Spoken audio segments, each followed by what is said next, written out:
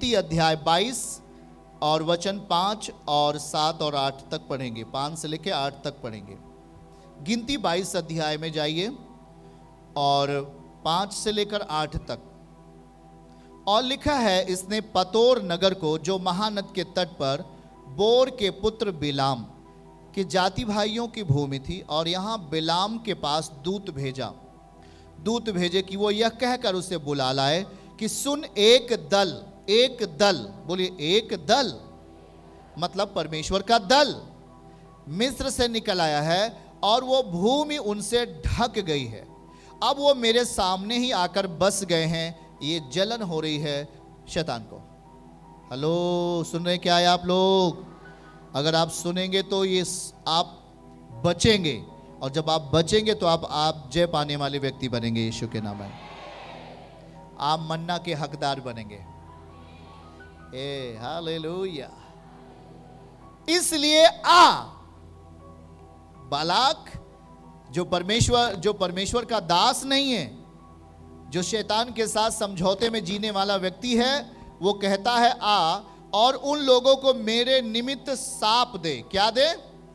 श्राप दे, क्योंकि वो मुझसे अधिक बलवंत हैं।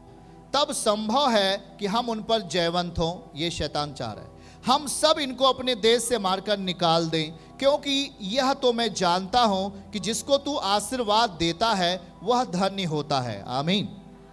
जिसको तू शाप देता है वह श्रापित हो जाता है। हे प्रभु के दास, मेरे पास तू आ जा और अपने ही लोगों को तू श्राप दे दे, अपने ही घर के लोगों को श्राप दे दे। तब ये बिलाम क्या करता है? ध्यान से सुनिएगा, आगे पढ़िए, 7वीं आयत में जाइए। और तब मोआबी राजा और मिद्यानी पुरनिये और भाभी कहने की दक्षिणा लेकर चले। क्या लेकर चले भैया? क्या लेकर चले? हाँ, दक्षिणा लेकर किसके पास जा रहे हैं? परमेश्वर के नबी के पास, जिसका नाम है बिलाम। पड़ोसी को बोलो, बिलाम नबी भविष्यवक्ता है, वो परमेश्वर का दास है वो। हाँ, उसके अंदर का अभिषेक, उसके अंदर का शक्ति, उसके अंदर का सामर्थ्य को कौन खरीदना चाहता है? शैतान। वो मोआबी राजा है, खरीदना चाहता है। उसका नाम है बालाक। क्या नाम है भैया? तब लिखा है, मोआबी और मिद्यानी पुरनिये भाभी कहने की दक्षिणा लेकर चले और बिलाम के पास पहुंचकर, बोलो बिलाम के पास पहुंचकर बालाक की बातें कह सुनाई। किसकी बातें? किसकी बातें? हाँ, सब लोग बोलना है, थोड़ा सा वर्ड को समझना है। बोलिए बिलाम। हाँ, क्या चीज? बिलाम। ये बिलाम कौन है? नहीं मालूम। परमेश्वर का दास है।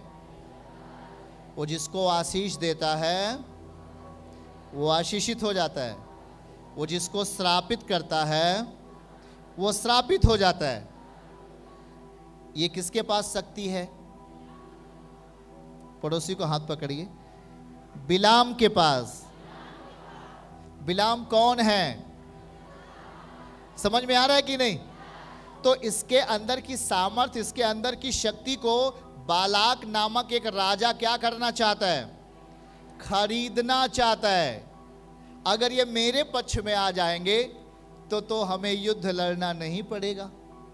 हाँ, परमेश्वर के लोग मेरे सामने आकर के एक टिड्डी की नाई हमसे अधिक बलवान हो गए हैं, हमसे अधिक शक्तिशाली हो गए हैं। शत्रु कह रहा है ये जब से मिस्र से निकलकर यहां पर आकर के बस गए, ये हमसे अधिक शक्तिशाली हो चुके हैं। अब ऐसा करते हैं, इन्हीं में के एक भविष्यवक्ता को पकड़ते। वो भविष्यवक्ता के पास सूचना दिया, राजा बालाक राजा बोलता, सुनो बिलाम, हम तुम्हें बहुत सारा सोना चांदी देंगे,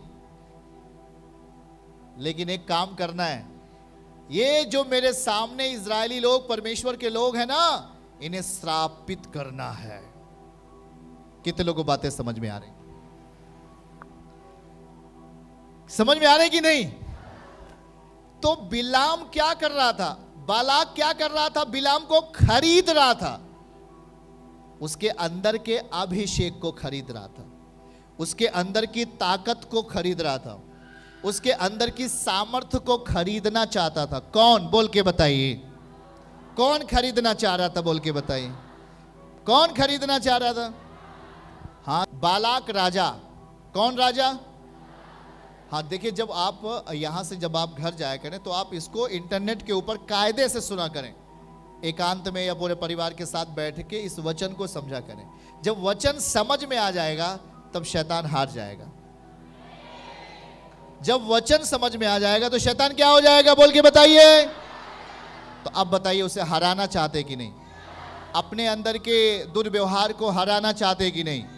अपने अंदर के जो शारीरिक पाप है उसे हराना चाहते कि नहीं?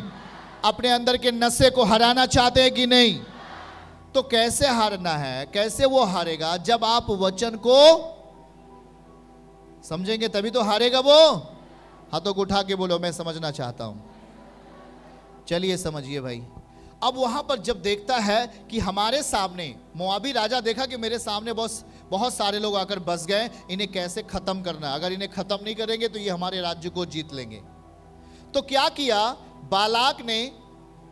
मोआबी जो राजा था उसने बिलाम जो इजरायली नबी था उसके पास लालच दी, उसको लालच दिया।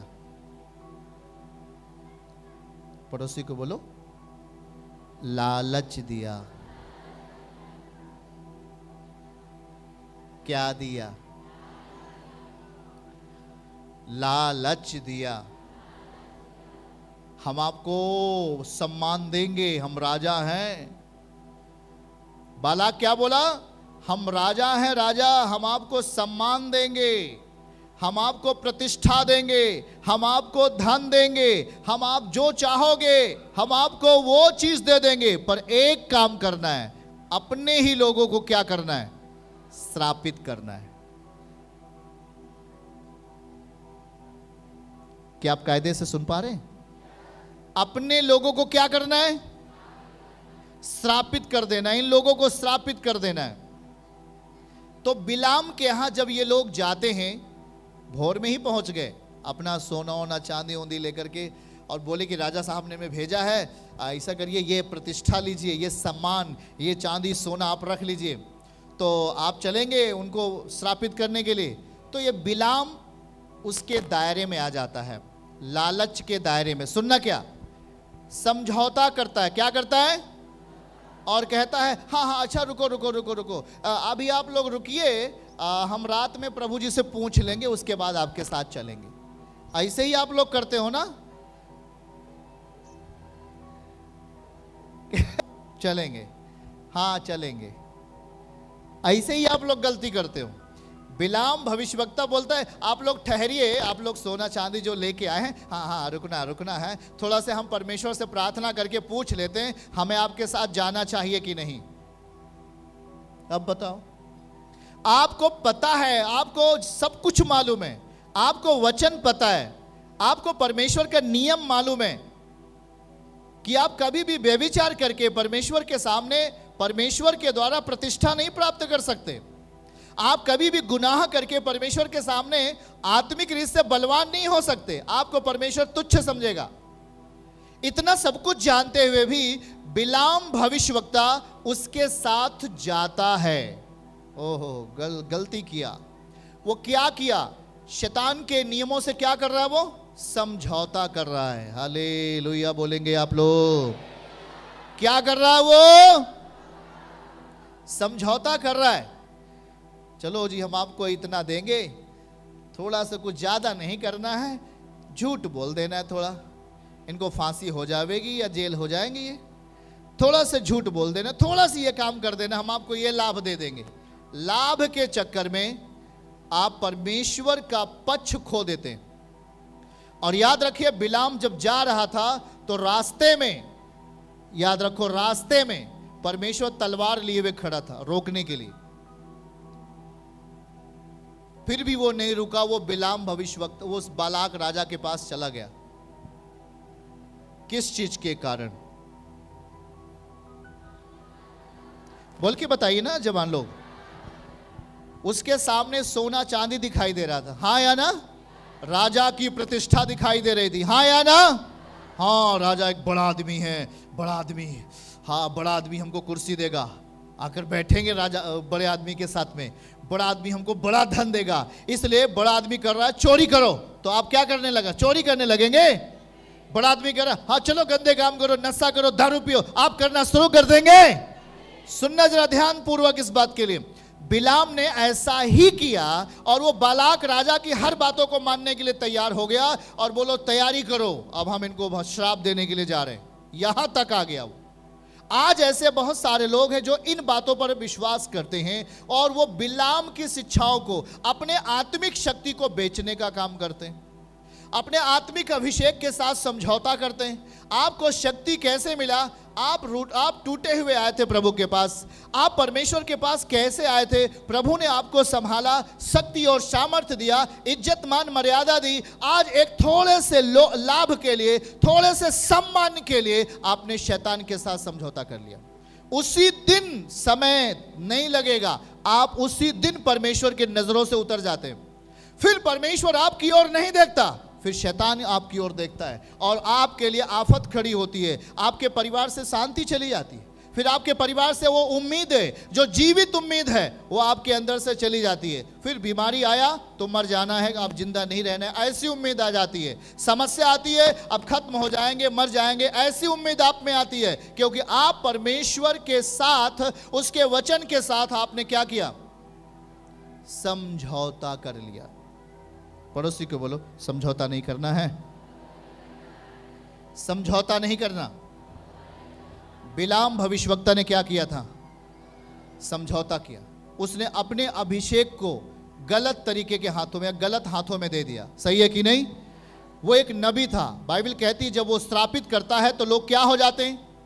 जब वो आशीर्वाद देता है तो लोग क्या हो जाते हैं? आशीर्वादित हो जाते। कुछ यहां पर चित्र देख पा रहे होंगे आप। और ये गदही पे सवार होकर के वो जब जाने लगा था तो रास्ते में भी परमेश्वर इसे रोकने का प्रयास करा कि वहां पर ना जाए और ये अपनी कॉलिंग का विपरीत इस्तेमाल ना करे। हेलो, अपनी बुलाहट का उल्टा इस्तेमाल ना करे। हमें क्या कॉलिंग मिला हुआ है कि बीमारों के लिए, समस्याओं में पड़े हुए लोगों के लिए खुशखबरी संदेश देना है। हमें यह कॉलिंग मिला है, हाथ रखकर लोगों के लिए छुटकारे का, दूसरों के लिए प्रार्थना करने का, दूसरों के जीवन में शांति देने का अभिषेक मिला है, हमें कॉलिंग मिला है। और यदि हम चाहें, हम अपना अभिषेक को बेचना चाहें तो उसी दिन और उसी घड़ी परमेश्वर हमें अपनी नजरों से क्या करेगा? उतार देगा और जो अभिषेक होगा वो मटमैला हो जाएगा। फिर उसी दिन से आप माइनस में चलोगे, प्लस में नहीं चलोगे। आप उसी दिन से नुकसान अवस्था में जिएंगे। याद रखना, ये कितनी मेहनत से मिलता है। इसके पीछे आपने बहुत उपवास रखा, हाँ या ना? इसके पीछे आप कहीं ना कहीं गिरे हैं, हाँ या ना? आपने आंसू रोए हैं, आपकी आंखों से आंसू निकले हैं। आप प्रभु के साथ, चाहे गर्मी हो, सर्दी हो, धूप हो, आप प्रभु के साथ बैठना सीखा और जो कुछ हासिल हुआ है उसको आप पैसे पर बेचना नहीं। सुन रहे क्या? सुन रहे क्या आप? याद रखना, ये अभिषेक जो आपको मिलता है, आपके अंदर जाकर आपके परिवार, आपके बच्चे, आपके बेटे बेटियों को एक सही मानसिकता देता है और एक सफलता का रास्ता देता है। उसे कभी भी आप पैसे पर या कभी भी उसके चरित्र के साथ, परमेश्वर के चरित्र के साथ कभी समझौता नहीं करना। और याद रखो, फिर गमुन की कलीसिया, इसी पत्र पर लिखी गई पत्र यही लिखा गया कि आज बहुत सारे लोग शैतान के सिंहासन के साथ बैठे हुए हैं और वो समझौता कर रहे हैं। आज बहुत सारी चीजें उनको पता नहीं है, और पता भी है तो समझौता करके शैतान की बातों को अपने स्वभाव में ला रहे हैं और वो बर्बाद हो रहे हैं। उनकी जिंदगी में एक तूफान आ रहा है, ऐसा तूफान वो रोक नहीं पाएंगे, वो खत्म हो जाते हैं। प्रिय भाई बहनों, इस बात को समझना है आज कि आज जब बिलाम इस काम को करने का प्रयास करता है और वो जिस तरीके से उसके पास लोग सोना चांदी लेकर आते हैं, उस सोने चांदी को देख करके बिलाम क्या हो जाता है? बोल के बताओ, क्या हो जाता है वो? आप देख रहे हैं बिलाम को दिखाना है, अगर चतुर है तो आप पूरे पर्दे पे दिखाना। वो ऐसे ही लोग लेके आए, बहुत देर हो रही है, सो गए लोग, हमको लग रहा है। कुछ इस तरीके से।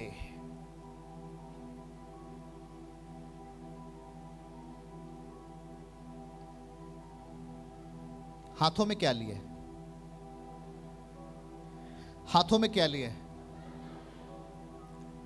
ये जो सोना चांदी लिए, ये किसके चरित्र को खरीदने के लिए गया? परमेश्वर के चरित्र को। हेलो, जाग रहे हैं आप लोग? साथ में है कि नहीं है? बकरी तो नहीं चरा रहे अपनी? नींद में तो बकरी चलाएंगे, नींद में सो जाएंगे तो बकरी ही चलाएंगे अपने। प्रभु के साथ रहिए। सुनिए, ये सोने चांदी लेकर किसका चरित्र खरीदने के लिए गया? किसका अभिषेक खरीदने के लिए गया? किसकी शक्ति खरीदने के लिए गया? ताकि परमेश्वर के लोग, उनका अभिषेक जब खत्म हो जाएगा तो उन्हें मारना आसान होगा। सही है कि नहीं? आपके पास सामर्थ्य खत्म, आपको कोई भी मार सकता है। और शैतान ने सोचा कि जब इस इजरायली भविष्यवक्ता को हम खरीद लेंगे तब आराम से जो लोग यहां पर फैले हुए लाखों की संख्या में हम इन्हें मार डालेंगे। और जैसे ही वो लोग वहां पर सोने चांदी को लेकर उसके पास जाते हैं, वो उनके प्रति अपना समर्थन देता है। हाँ, ठीक है, आप क्या लाया? ये सोना, ये चांदी, ये सब कुछ आपके लिए राजा ने भेजा। हाँ, राजा ने भेजा हमारे लिए। राजा, मोआबी राजा। मोआबी राजा कौन है? वो एक शत्रु है जिसके जीवन में शैतान काम करता है। प्रतिष्ठा मिलेगी, राजा आपको सम्मान देंगे, राजा आपको प्रतिष्ठा देंगे। और इसके साथ साथ ये अभी से थोड़ा सा एडवांस में आपको दे रहे। हाँ, एडवांस में बुकिंग हो जाओ अभी से। तो एडवांस में बुक कर लिया शैतान ने। किसको? बिलाम भविष्यवक्ता को। किसको बुक कर लिया? पीछे वाले बोल के बताइए। और बिलाम भविष्यवक्ता को बुक करने के बाद क्या हुआ? वो जब उसके लोभ में आ गया, उसके लालच में आ गया, और यहां तक कि वो तैयारी कर लिया कि अब हमें परमेश्वर के लोगों को श्रापित करना है। और वो 3 बार श्राप देता है। कितनी बार श्राप देता है? 3 बार श्राप देता है।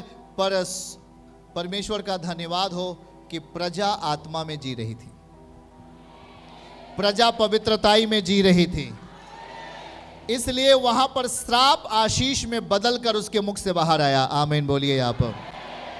इसीलिए उस बिलाम भविष्यवक्ता के मुख से श्राप नहीं निकला, आशीर्वाद ही निकला। कारण यह था कि प्रजा ने अपना चरित्र नहीं बेचा था।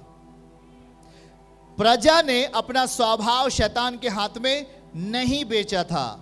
प्रजा ने, विश्वासियों ने अपना विश्वास नहीं खोया था और वो वचन के अनुसार जी रहे थे। इसी कारण बिलाम का श्राप नहीं निकला, परंतु उसके मुख से आशीर्वाद ही निकला। हालेलुया। चर्च की सभी प्रार्थनाओं को और परमेश्वर के दास के द्वारा टीचिंग सुनने के लिए और अपडेट्स को जानने के लिए हमारे इस चैनल को सब्सक्राइब करें और साथ में बेल आइकन को जरूर दबाएं ताकि जब भी लाइव प्रार्थना हो तो सबसे पहले आप देख सकें।